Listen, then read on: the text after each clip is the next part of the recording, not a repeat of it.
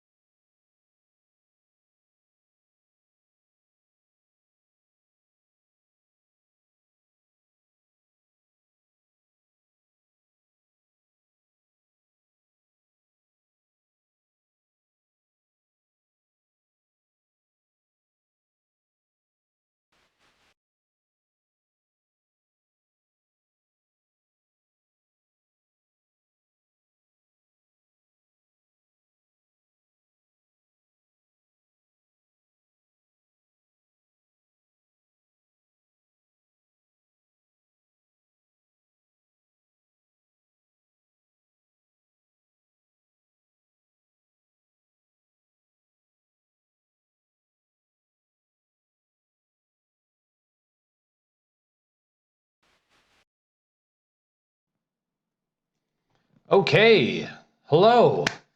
We are live. Live. Hello. How's it going? This is Aaron from Solace, back with another one of my weekly office hours. It is Tuesday. Gosh, I don't even know what date it is. August 4th? Yeah, Tuesday, August 4th, 12 noon Singapore time. Hello from Singapore. Hoping everybody out there is having a great summer. Well, if you're in the Northern Hemisphere, or I guess if you're in the Southern Hemisphere, having a great winter. So I'm here for an hour. I'm here to talk about all things Solace. Head over to our community at solace.community, post up some questions there. Tweet me at Solace Devs if you have a question about Solace. Happy to talk about anything around Solace APIs, around protocols, around event-driven design, best practices for event-driven applications. You know, how does pub/sub compare to REST? You know, benefits of pub/sub over request/reply, all that kind of stuff. Anything and everything. I'm here to chat about it. So, yeah, we're gonna go through probably the Solace community, look at some questions, see if there's any questions there, and I'm gonna show you a little bit of code that I've been working on last night. I was helping a colleague doing some debugging around some of our multi-protocol stuff. So we have a customer trying to do some cool multi-protocol stuff, and I've been kind of working with some stuff that I haven't actually done really much with. So I'm gonna show you a little bit of that. Anyway, let's get on with it. Let's head over to the first things first, Solace.community. Announcements for this week. Wednesday, tomorrow, August the 5th, we are hosting a live coding session. Here we are. This is going to be in the evening time if you're in Asia Pacific, or this will be Wednesday morning if you are in North America, Wednesday afternoon if you're in Europe, where my colleague Mark is going to be joined by a guy from Spring Engineering team, and they're going to be doing a live coding event on Spring Cloud Streams. So that is actually going to be pretty cool. So it's 11 a.m. Eastern, so that's 11 p.m. Singapore time, so late Wednesday evening till 1 a.m. If you're in Australia, this is probably not going to work all that well. That'll be 1 a.m. till 3 a.m., kind of brutal. But, you know, this will be streamed on YouTube. This will be streamed here on Twitch on this particular channel. So it will all be saved and you can watch it later, right? So worst case scenario, that is going to happen. So that is happening tomorrow night for Asia for me. So that is pretty cool. Don't have to sign up or anything. Just put a note in your calendar and check that out. Okay, so let me just quickly check Twitter here, make sure I'm just gonna keep an eye on that. Don't usually have people tweeting me on that, but yeah, come say hello, drop something in the chat. Happy to be here, happy to be doing this hour of Solace discussions. If you're a Solace user and you got any kind of question around anything about our technology, happy to chat about that. Okay. So let's see. Let's take a look here. Bringing the power. Oh, okay. So this is pretty cool. This is a blog. So KDB is a time series database essentially. It's a company. Well, KX Technologies is the company that makes it. And we have a cool integration here done by one of my colleagues here, Himanshu. I should have opened it in a new tab, eh? But yeah, how to basically, a lot of our big financial customers use KDB. So if you are a user of KDB and you have Solace and you want an easy way of integrating the two, here we go. This is all kind of out of the box, nice interface for it. So no more having to custom code things, no more having to use kind of vanilla generic JMS stuff. You can have a purpose-built integration. Speaking of purpose-built integrations, last week on Wednesday, so last Wednesday, I hosted a virtual workshop with my colleague Heinz on integrating the Solace connectors for Kafka. So the Solace PubSub Plus source and sync connectors for Apache Kafka. So if you are out there and you're a user of Solace Apache Kafka, and you want an easy way to extend your Kafka ecosystem to allow multi-protocol and much higher connection counts, I would say maybe check out our GitHub pages there. It wasn't recorded, but I did make a code lab. So if you head over to codelabs.solace.dev, this is where we have all of our self-guided tutorials for all things Solace. Learn how to do JavaScript, learn how to use our Java APIs, learn how to integrate REST, all that sort of stuff. Get the basics with our native APIs. But here, this is the one that I started working on. It's not quite done yet. I need to finish it off. But basically walks you through how to get started and connect the Solace broker using the source connectors and the sync connectors into Apache Kafka. So pretty cool stuff. We had quite a few questions. It was quite well interesting. And I'm going to be making a short video on how to get started with this. So basically, if you want to do it yourself, easiest way, just walk through it, install Apache Kafka. So use the quick start there, just install it. This will also work with the Confluent platform. They have a free version. Directories, some of the directories where you install the jars are a little bit different, but it'll work just as well for that. Where to go to download the source and sync connectors. It's all in our GitHub page at Solace Products GitHub repo. Shows you how to do that, how to build them if you want to build them using Gradle. Gradle is awesome. Gradle is better than Maven. I have a colleague out there that I have arguments with around Gradle versus Maven, and I'm definitely a Gradle supporter. So Gradle versus Maven, what do you guys think?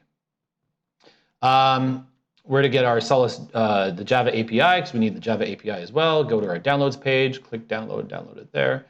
And then, yeah, go and just get some properties and get it installed. Now, so the cool thing is it includes these kind of processors. So out of the box, when you download the source and sync connectors for Solace, there are some basic kind of processors already built in. These are quite basic. These are pretty just kind of almost take the payload and stick it in a Kafka topic. But this is because this is all open source. You can take these things, extend them, and I can show you. I'm going to add in one more step to this code lab that shows you just how easy it is to, if you want to have some more custom or kind of complicated logic built in there, how to take one of these processors and extend it so that you can do something cool. The source side is pretty straightforward. Basically, you're listening to topics coming off of Solace.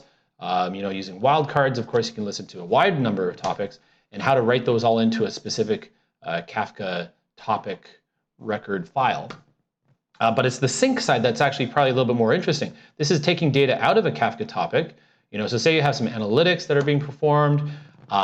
Maybe you're using machine learning or AI or kind of doing something, and you have observations that need to be broadcast back into your event mesh. So using Solace for your MQTT connectivity, for your kind of event mesh capability, how to take the data out of Kafka and push it back into Solace. You'll be using one of these, the sync connector. And these processors that the sync has allows you to kind of extract information out of the Kafka record or message, and then build your Solace message dynamically based on that. So even though you have all of your data stuck in one Kafka topic, as the result of your analytics, for example, you can take that and dynamically build a Solace message that has a dynamic topic using Solace topic hierarchies and all that kind of cool stuff. It allows you to do that on the sync side. So pretty neat, cool stuff. So if you want to learn, and if you've never actually played with Kafka, you're a Solace user, you've never played with Kafka, you want to just download it and try it. It's actually not that hard to get up and going. It's just Java. It's just a Java app. It runs in your anywhere. So is it the most high performance? Yeah, it's okay. It's for persistent, for kind of persistent quality of service, it is pretty fast, just the way they've architected it. I'd say the Solace gives it a run for its money, but it's the plugins to all the kind of the databases that really makes Kafka useful, I think. So the analytics and the connectivity to other database technologies. So as a bridge between different data sources, yeah, it's pretty good. Anyway, check that out. So that was last week. I'm going to be making a video where I kind of talk about this, all based on work that my colleague Heinz has done. Heinz was the colleague who actually wrote the source and sync connectors. Anyway, KDB, check that out. That's a cool blog. Kafka, another cool blog or code lab, I guess.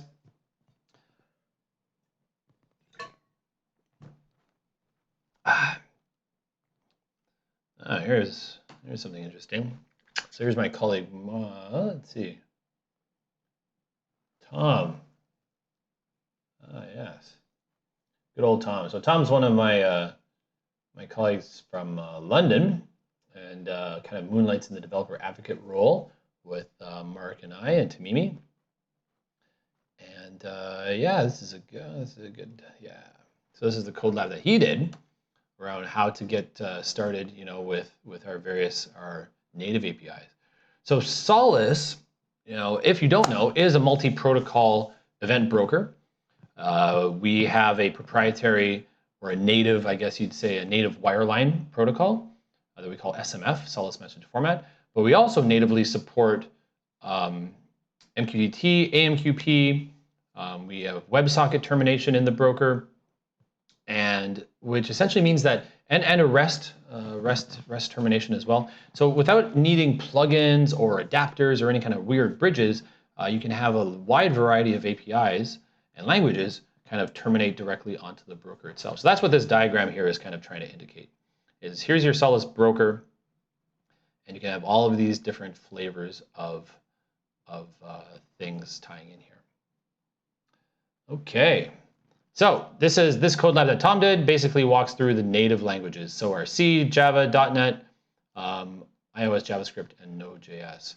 And this is all, of course, you can find this all on our downloads page. So if you want a quick introduction, without looking at the open protocols that we support, MQTT, AMQP, etc., take a look at this code lab. It'll give you a clue.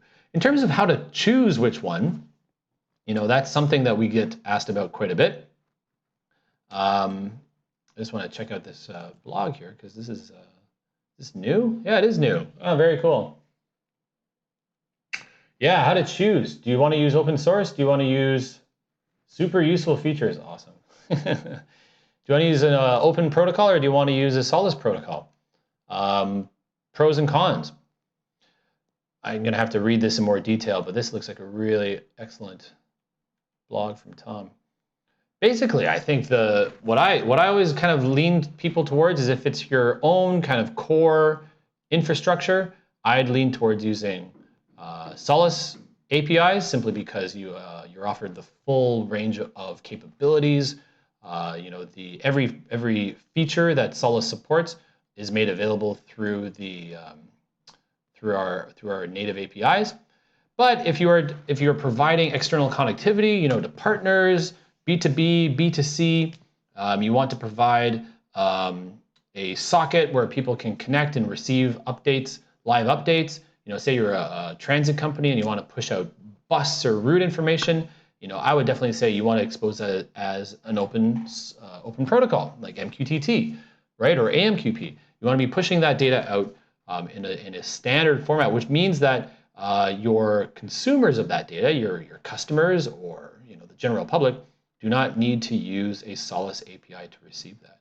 So you can have all sorts of Solace specific code in your backend, but in terms of how these applications connect to receive that data, so you can be publishing all of that data using Solace APIs, but you can actually be receiving that data using, for example, MQTT, or having it kind of pushed out to you via like a webhook for like a REST endpoint or something. So very cool. Good job, Tom. I'm gonna have to go and read this blog. That looks pretty useful. July 30th. I guess it's end of quarter. Yeah, trying to get some stuff done. Very cool. All right, so yeah, let me show you what I was working on a little bit last night. I was staying up late helping a customer, or helping my colleague.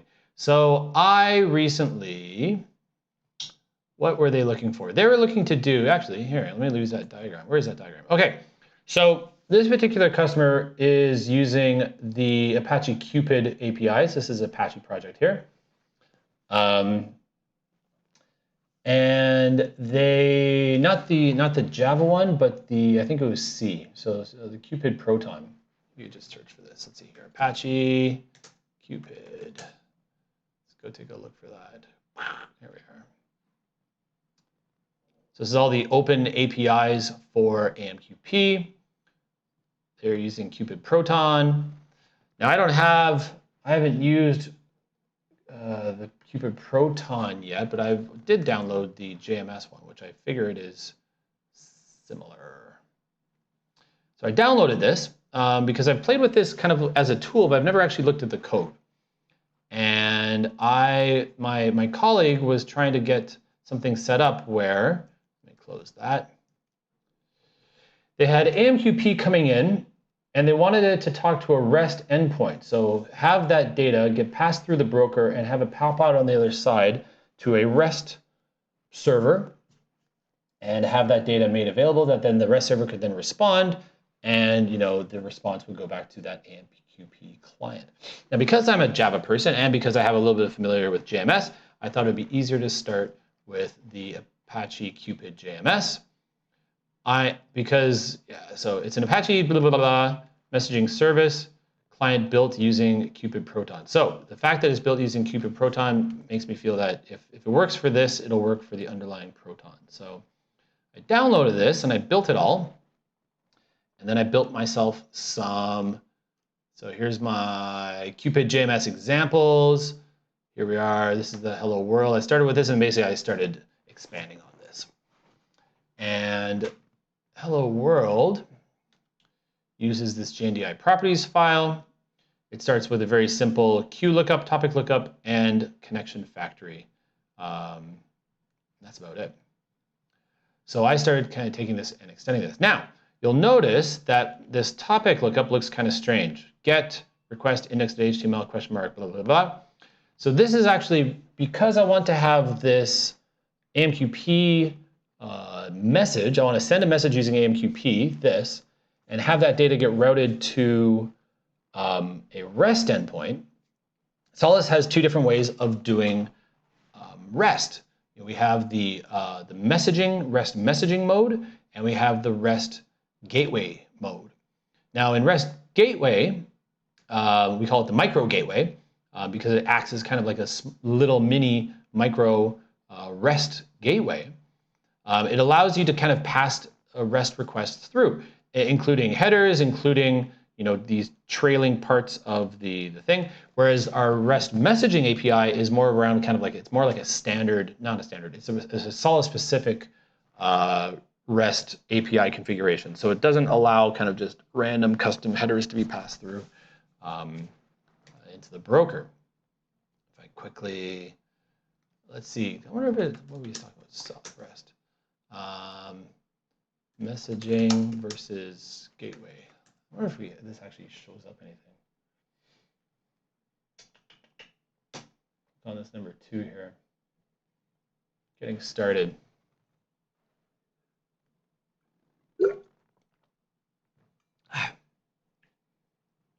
REST messaging. Yeah, so when you use REST messaging, you kind of do a post into the broker, and then you can have the broker post out to you. So it's kind of 2 steps, right? Into the broker, you get a 200 OK, but it's not. I mean, you can use this for request reply with an additional configuration. There we are. When to use REST messaging versus micro gateway. This is kind of what I want to see. I don't know why that's not at the top.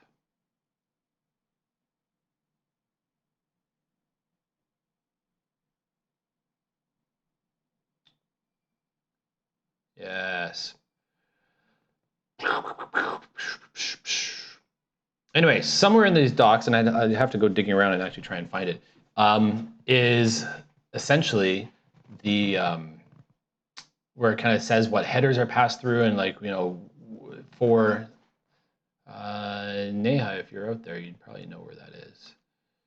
Let's just check this.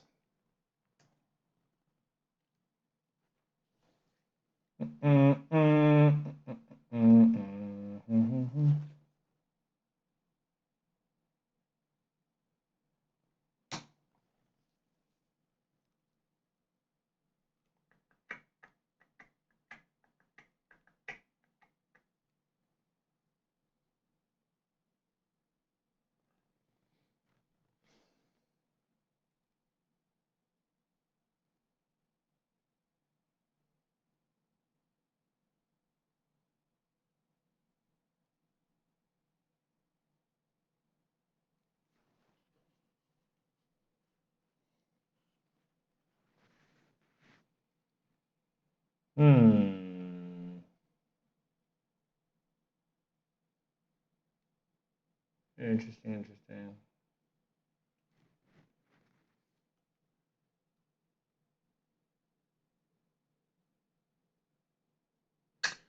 Yeah, somewhere in here. All right. Blah, blah, blah, blah, blah, blah. User property will be carried end to end through the event broker. These properties are encoded as user properties. Yeah, they are. So if you specify user properties, right? Because inside a Solace message, you'll have your header, which is like your topic or your queue, the reply to, correlation ID, that kind of stuff, kind of standard messaging type things. Then you can also specify the unit of your payload, you know, the body of your message, whether it's text or binary or whatever. And then you can also have user properties. This is what is used for if you're using JMS to do selectors, stuff like that. But these can actually be passed through as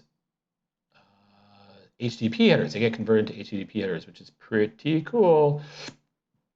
But not somewhere in here, it's going to say it doesn't allow. Yeah, here we are. Check it out.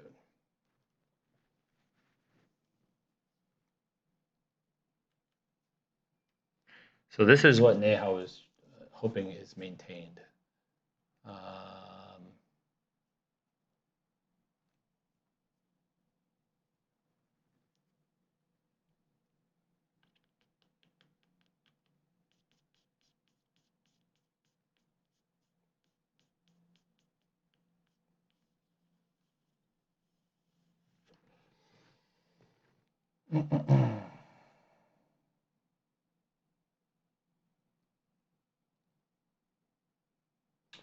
So maybe it would work using.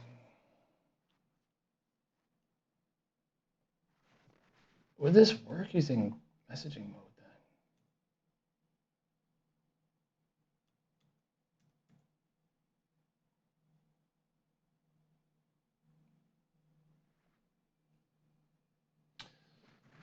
I have to find where that is. Blah, blah, blah, blah, blah, blah, blah.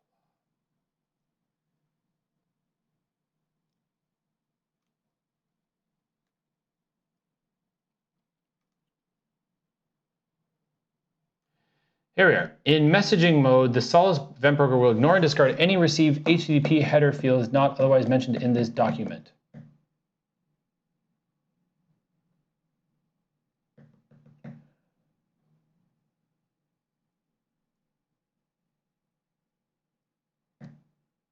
So, but blah, blah, blah, blah, blah.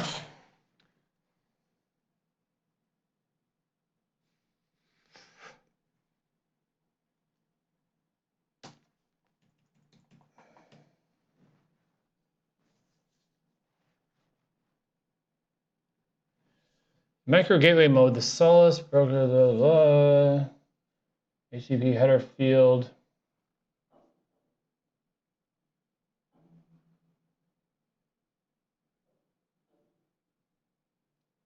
There's no particular restriction on the size of these HTTP header fields attached to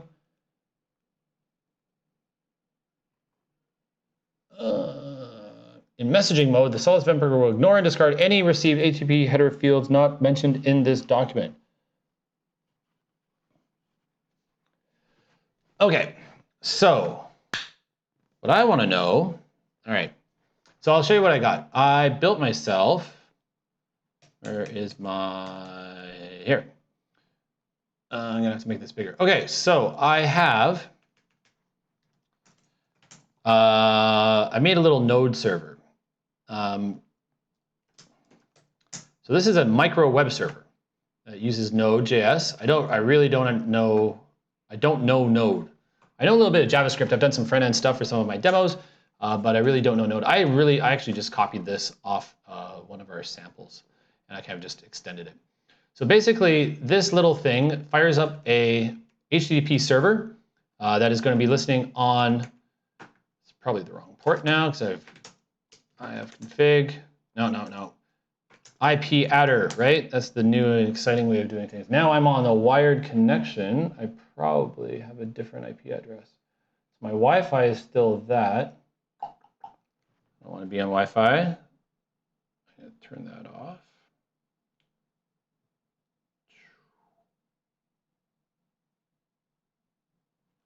Better stay connected. Okay. Because I am now on, I'm plugged in my Ethernet, 245. Is that what I had before? I think it was 335 was my Wi-Fi. Yeah, look at that. 235 was my Wi-Fi and 245 is my wired connection. Anyway, let me go back in here. So what does this do? This essentially starts up a little web server that when it receives a request, it logs the request URL. And I actually grab some of the headers. So this is kind of some of the stuff I added. I grab the headers, HTTP headers, and I dump them all out. Watch this. Actually, why don't we dump all the headers? Okay. And it dumps out the body. Why not? And then at the bottom here, we just respond back with a 200 OK and hello from Aaron's server.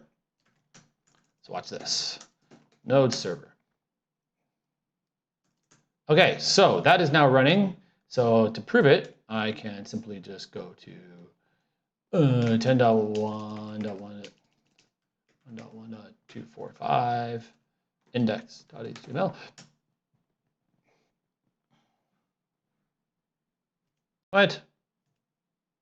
Oh, 9090. Got to specify the port. Boom. Hello world from my server. And here is what I received. So this, looking for my favorite icon here. This is basically, yeah. So these are all the headers. So received a GET request for index.html. These are the headers, host, connection, blah, blah, blah, blah, blah, blah, blah, a bunch of stuff. And the body was empty, as would be expected. So if I did, something using curl instead, let's try that just as a fun little example.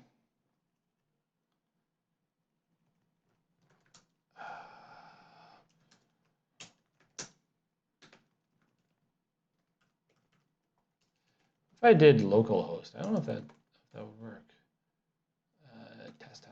Test -d body. There's the body of the response. Boom. There we go. We get the hello world back.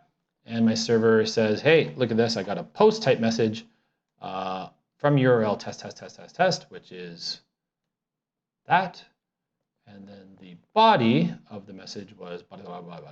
So this is a little mini HTTP test server that allows me to just essentially, what's the word? God, when you're doing test harnesses and stuff. I forget the word. Anyway, basically this allows me to kind of do some of the testing. So what I've done is I've configured my broker to use micro gateway mode. I'm running it here on my local laptop.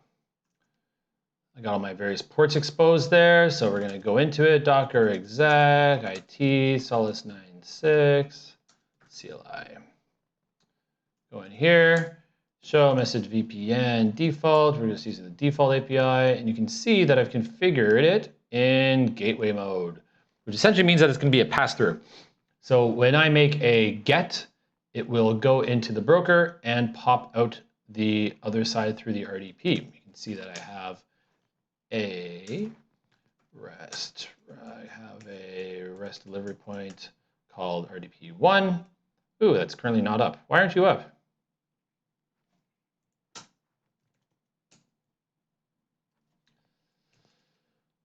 No consumers are up.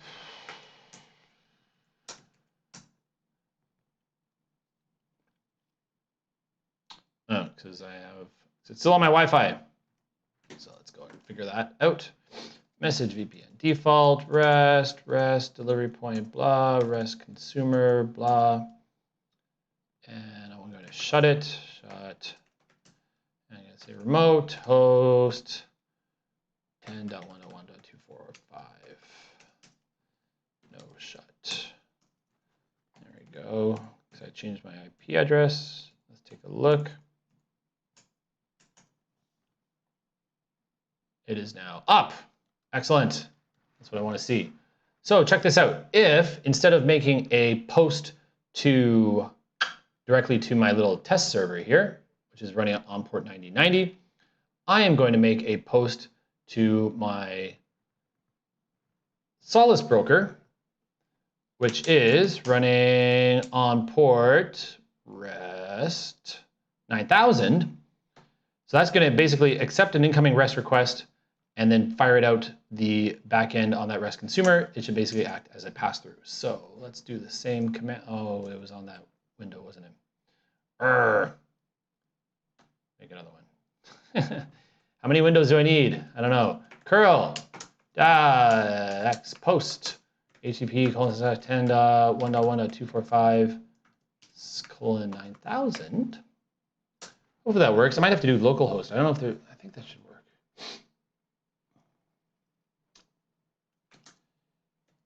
Body.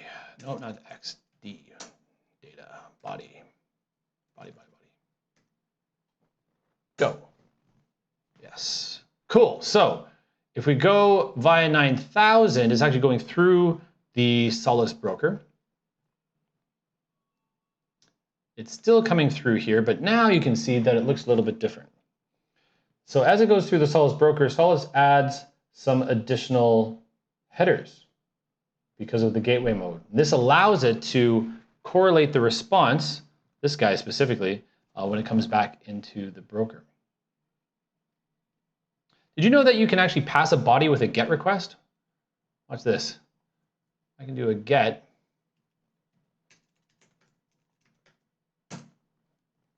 And the body passes through.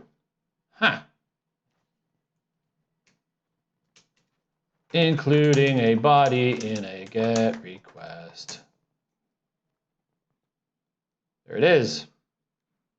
Awesome. So this little test server basically allows me to echo what data I see coming back in, and then respond with just a 200 OK.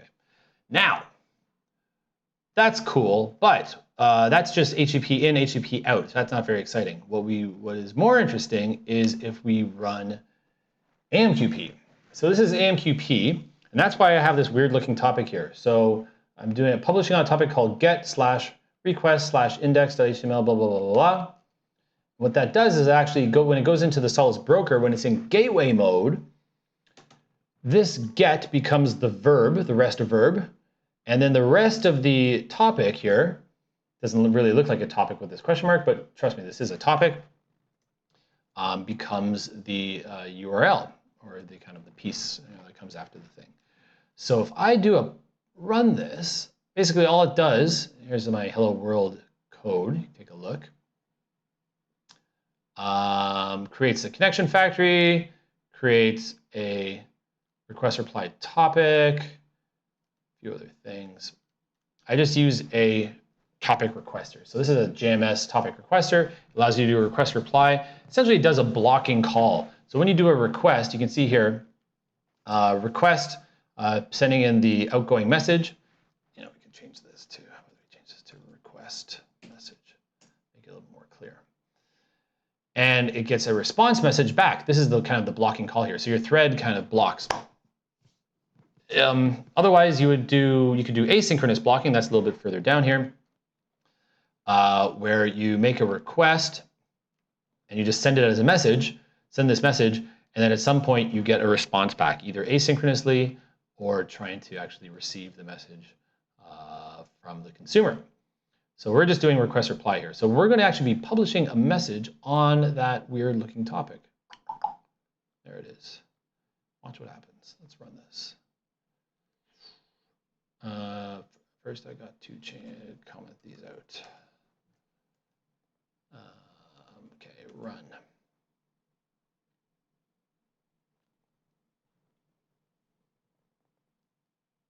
Did it run?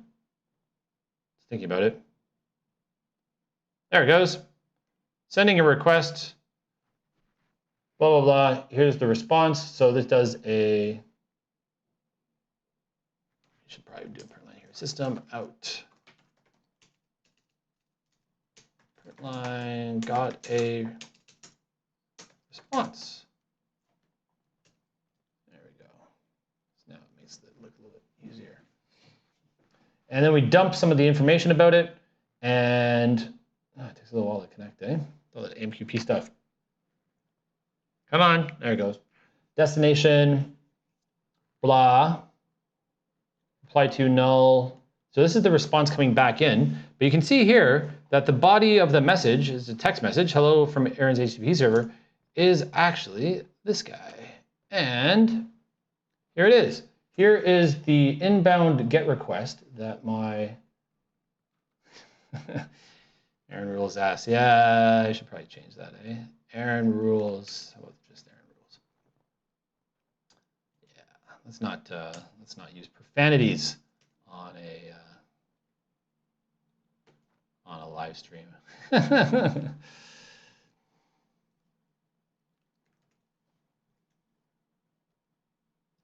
we go. That's a little bit better. Okay. So what can we see? So essentially, my REST endpoint, my REST server is getting a REST request. It is a GET. It is on this particular URL. And if I was a Spring microservice or anything, I could now respond and say, okay, here's the response. As long as it passes and we get those Solace message headers, then you can see it obviously makes its way back because this is the response that I get. So it has the message ID, that's the correlation. That's this guy. Some delivery mode, the reply to is null, and received it on this particular topic. So it used a temporary topic to kind of come back through the broker. So I can do request reply. I can do a request reply using AMQP to a REST server in the backend. That's what this does. How about that? So would this work in gateway mode? Or sorry, in messaging mode? I don't know. That's what I want to try. So let's flip it and see what happens. That's one thing I actually don't know. So exit backs up in CLI. All right, we need to go into the service menu for the message VPN, mode, mode messaging. Boom. There you go. One click and it changes the entire behavior. So now we're in REST messaging mode. So this is where you need to do a post into the broker, specifically a post.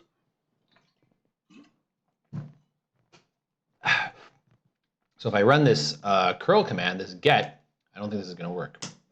Yeah. Not allowed. We need to do a post. And when you do a post, you also have to specify what the topic is. So something like Aaron, how about this? Hello world topic. Now,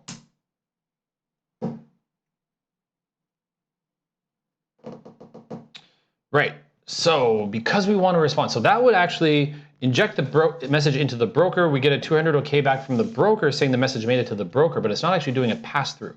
It's not doing a pass-through. In gateway mode, it passes through.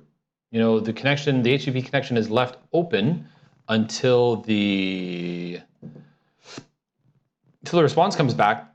But by default, in messaging mode, that doesn't happen. In messaging mode, you get a 200 OK from the broker, and then asynchronously, the message is sent out to the back end, whether that is a JMS receiver, whether it's another REST endpoint, or whatever.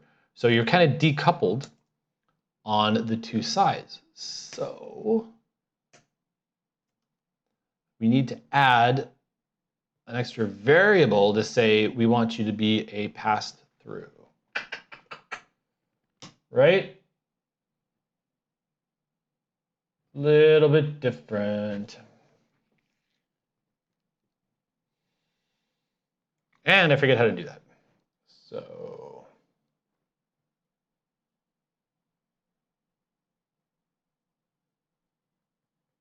yeah, one way. So this is how, by default, how it is. Basically, the REST producer does a post. The event broker says, yep, we got the message. But I want to do pass-through. Yes, this is what I want to do. So this is where we need some additional stuff. Now, I wonder if did my server actually receive that? No, it didn't. See, it didn't receive anything. Why didn't you receive anything? It should have received something.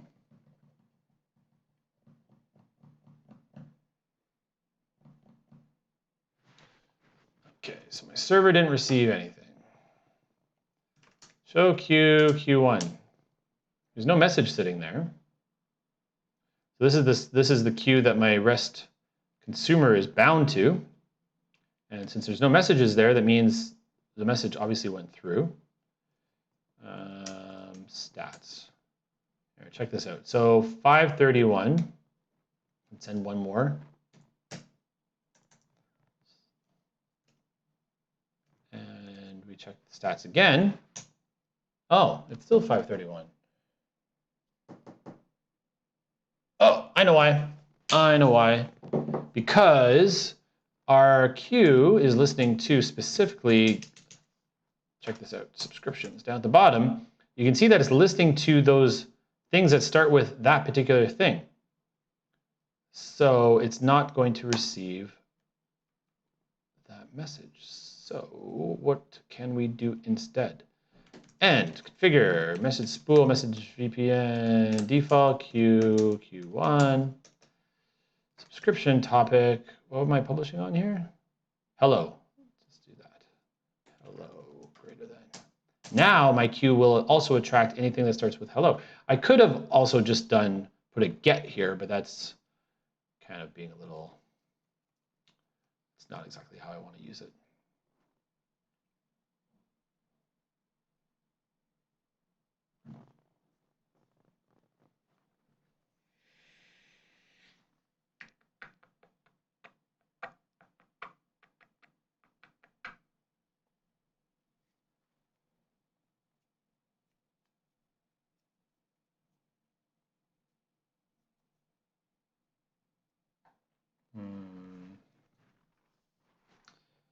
Okay.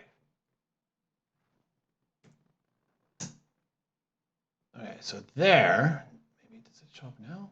Yes, there it goes. So now this is the difference. So now we're in messaging mode, and you can see that we've had a message posted to my broker.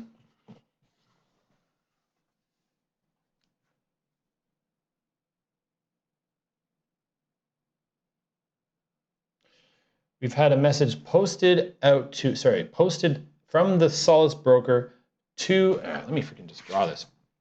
All right, let me just switch this on here. Where's my whiteboard? Okay. That's broken. Be careful here. Is it gonna stay? Hopefully it does. All right, give me an eraser here.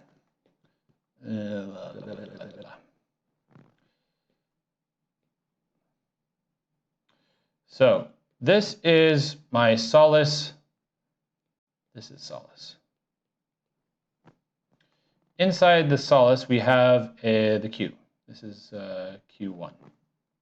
Okay, so here we have the request reply. This can either be REST or this could be AMQP. And we want to be able to do request reply, right? We want it to be able to send a response. So there's two modes. So let's kind of do this separately. So there's gateway mode, and then there's messaging mode. Right, so in gateway mode, I'm going to draw this.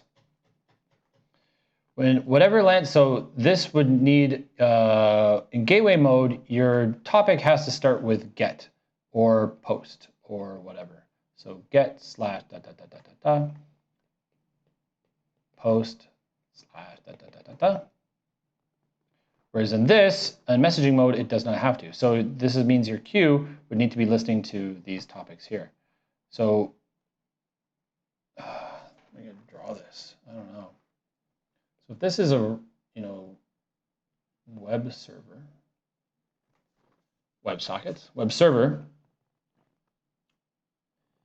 in gateway mode, it needs to provide the response, correct?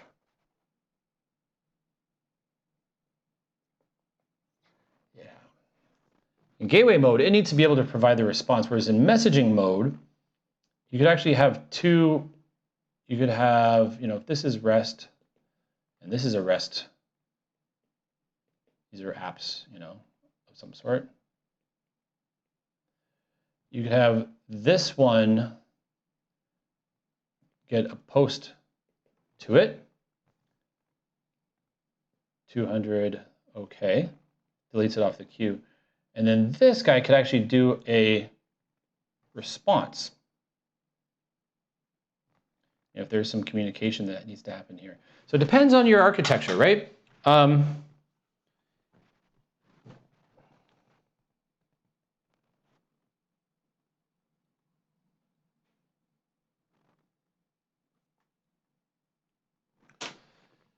Depends on your architecture.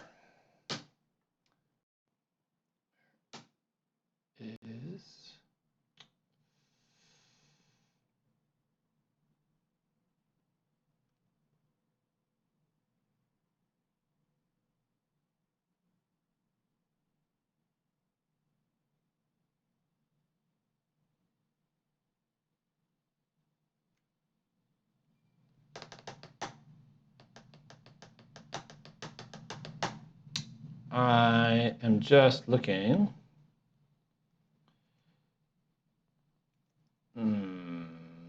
Okay. So this is messaging mode. Hello world topic, right? That's what that is. Posting into the broker. This, by the way, is a C application. This is SDK perf C, and I'm just dumping whatever I find on the. Yeah, I guess my. This should say post.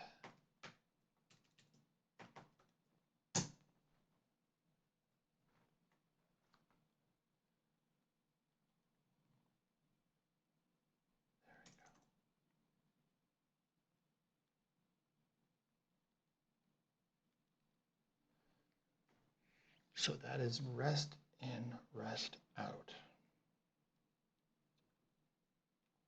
Errand test. Ah, that's because I configured the post target, right? Let's go back here. Message VPN, rest delivery point, blah. Queue bind. I don't know why it's freaking, why this is set in here. Why is the post request target set in the queue binding? To me, that makes absolutely no sense. This is where you can override where the data is sent. And if we take a look at this, show message VPN default rest delivery point, blah, queue binding, detail. This is where we override it. So this basically means no matter what topic we publish on, if it lands on that queue, lands on Q1, we override it. So here's what I want to do. If I delete this, then it should allow me to, then hello world topic should be what comes through on my server. So here's my server. We should get a post on hello world topic, I think. Let's try that. No post request target. So deconfigure it. There it is. It is now, as you can see, it's not there anymore. Use my little highlighter dealie here.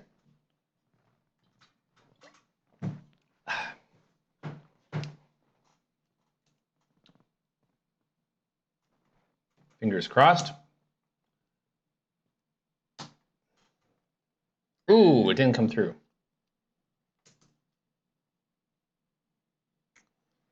It didn't come through.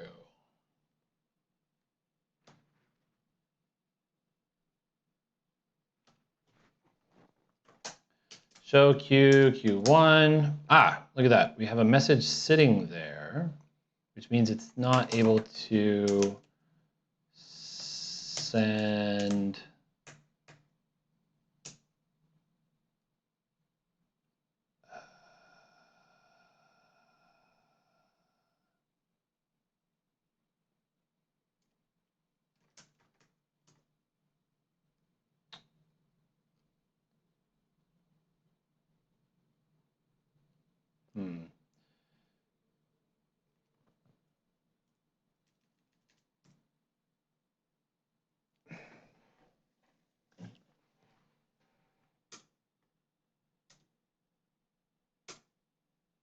Get older into the past, right?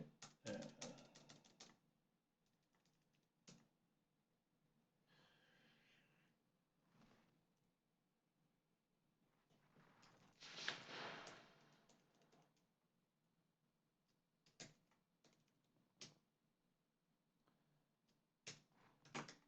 Okay, so why?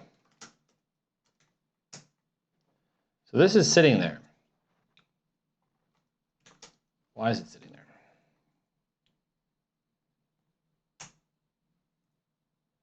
Oh, now it's down. Why are you down? Ah, you have to have it. Oh. No post request target. You have to have it. Really?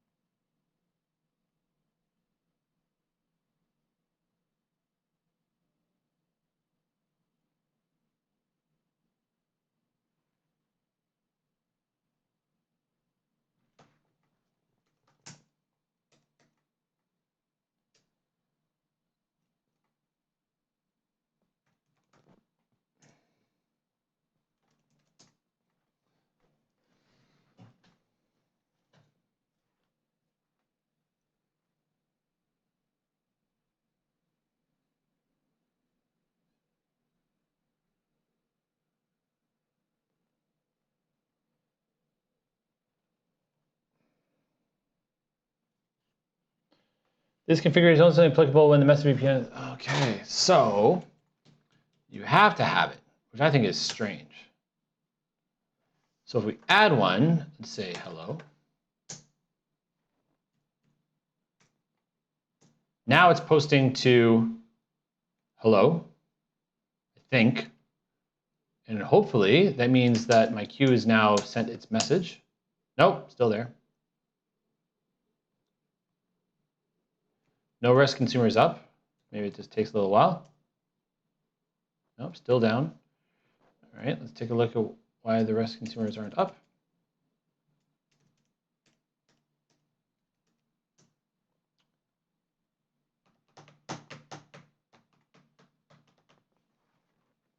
No consumer connections are up. Okay, why are no consumer connections up?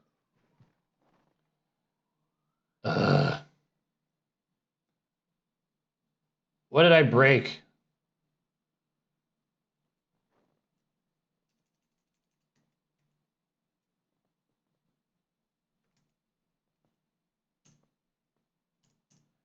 So there's no connections.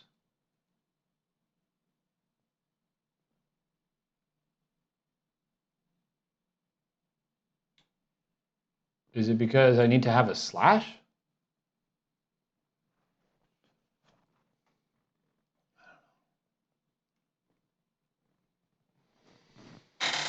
Ugh.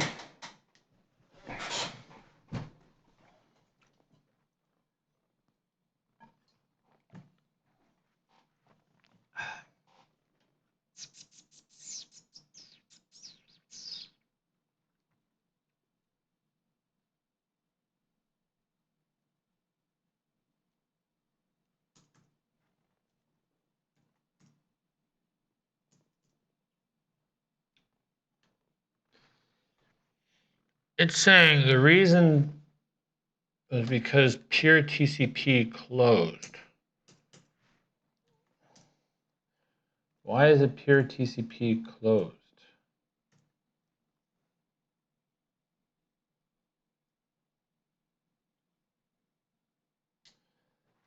SSL no. Retry delay 3 seconds. Show log. Let's take a let's see.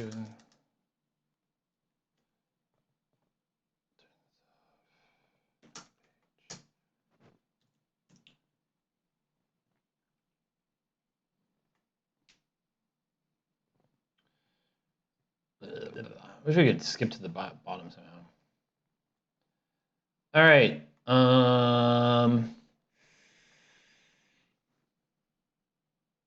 No REST consumers, no consumer connections. TCP closed, TCP closed. Why is it TCP closed? Now, I could put it back to /hello. Maybe that will suddenly make it magically work, although I don't know why.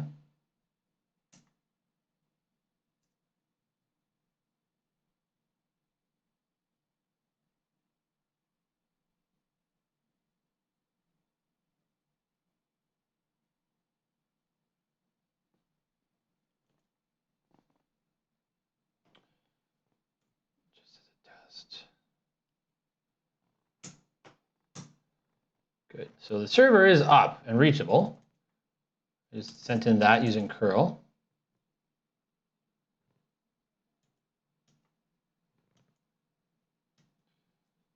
So tell you what, on my queue binding, let's go back to my queue binding, which is in a weird spot.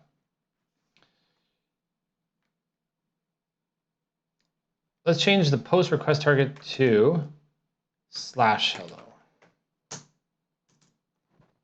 Because that seemed to be working before. Still down. Oh, why are you down? Do I have to recycle the connection?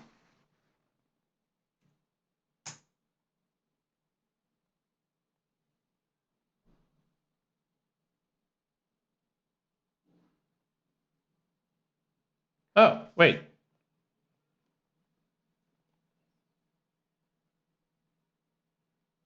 It's up now. Ah. Yes, look at that. I change /hello, and it turns it to up. And so now that message, show Q1, is gone, and I have a feeling, there it is. Weird, you need to have the slash. You need to have slash, otherwise something breaks. You have to have a slash.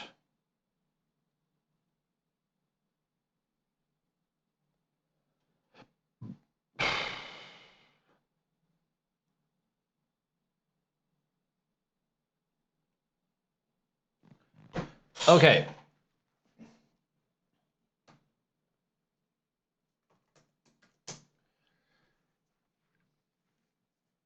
There are generally two common forms for the request target. The origin form is most often used in practice and contains the path and query components of the target URI. If the path component is empty, then the client must generally send a slash as the path.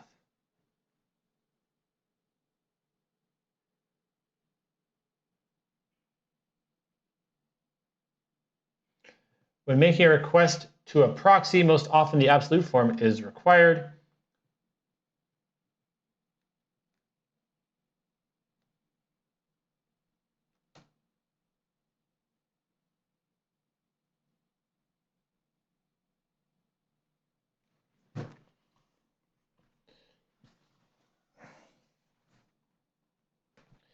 So it might not be, so it might be just specifically my server has a problem with it.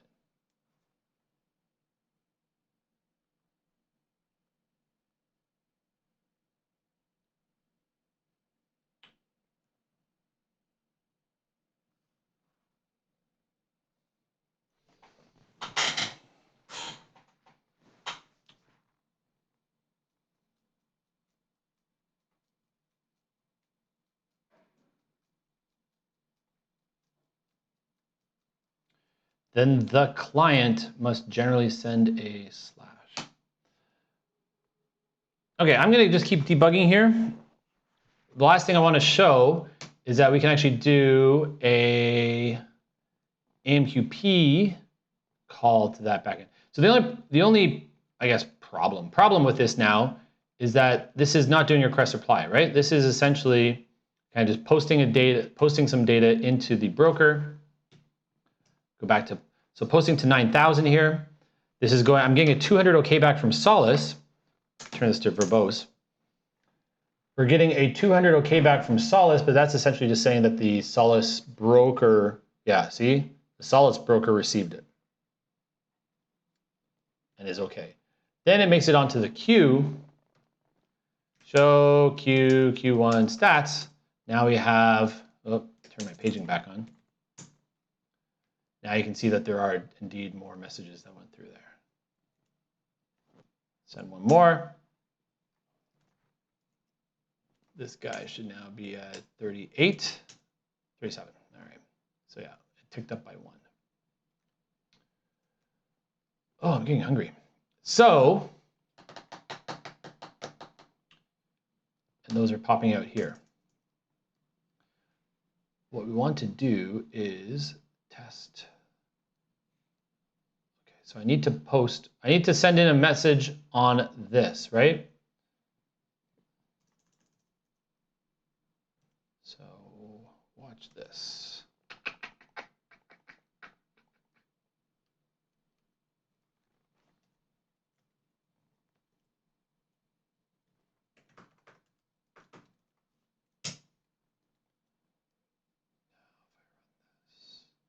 If I run this, then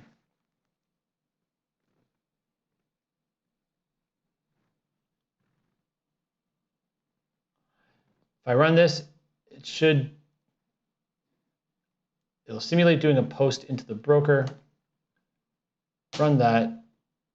I probably won't get a response. I don't think. Oh, it did. Ah, I did get a response.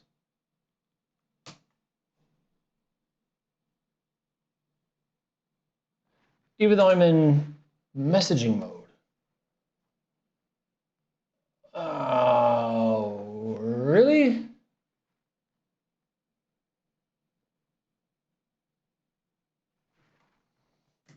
That is actually quite interesting.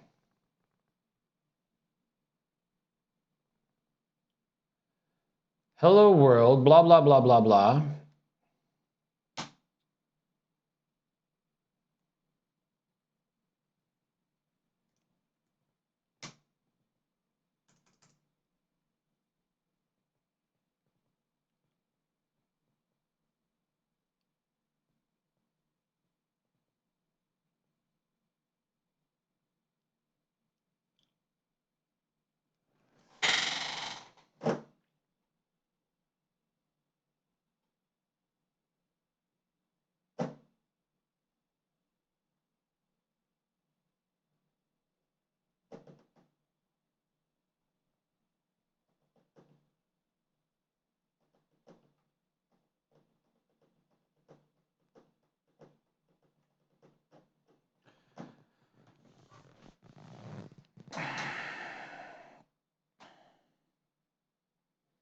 That is actually a little bit unexpected.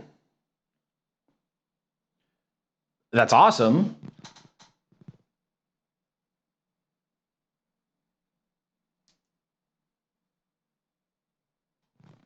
So my backend web, so this is messaging mode. My backend web server actually responded.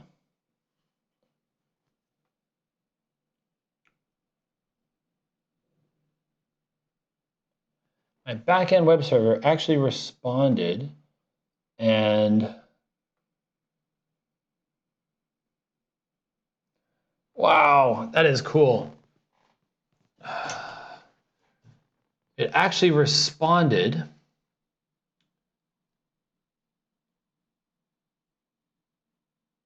to the HTTP request with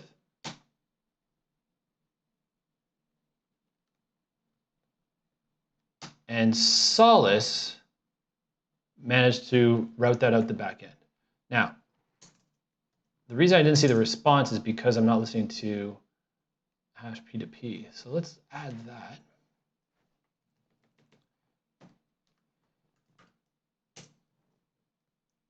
Oh, this is going to be interesting.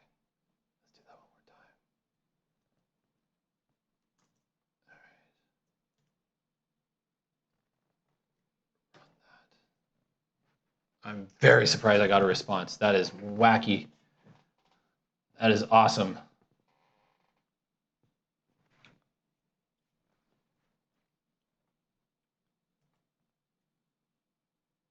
So yeah. And then here's my hello world saying reply to me and with binary attachment, which the web server got. Here's the body. The web server responded, and it all the way went back into this, passing both application and correlation message ID, which allowed it to get back to my app. And you can see here that the message it received had the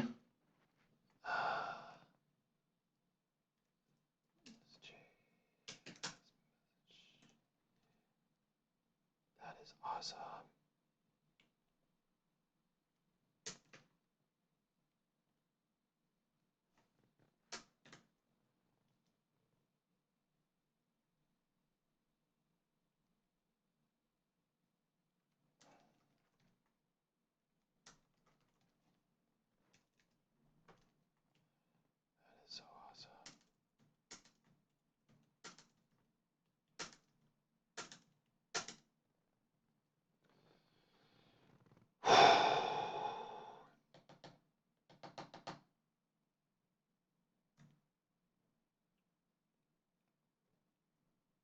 Last thing I want to test is that properties are passed through. So, you notice I had some commented out here. So this is a little bug that I actually just found in the Cupid JMS. It doesn't allow you to put in slashes. I was going to do a bit of testing to see if I can get that to do, but we're already over, and I want to go get lunch. So I'm going to just run this. So this is going to add some user properties and verify that these get sent through to my REST server. Ready? Go. Whoop, wrong one. Go.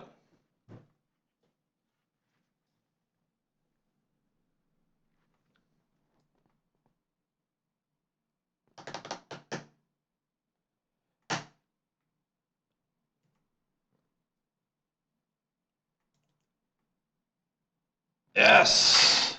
No. Yes. This one, the second one. Let me do that one more time. So sending in a message, maps to a queue. That queue gets forwarded to that thing. Boom. There is my user properties. Awesome. And this is in gateway mode. All right. And the topic sniffer.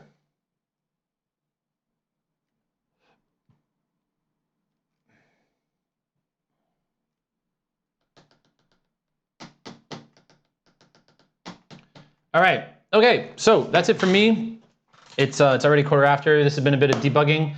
Most of this is for my colleague Neha. I hope she finds it useful. Okay. Thanks. See you next week. Come back, answer me some questions. Ask me some questions on Twitter, on Solace community, or just putting it in the chat is probably the easiest way I'll be able to actually see it. Because I actually wasn't paying attention to the Solace community, was I? Just one quick refresh here.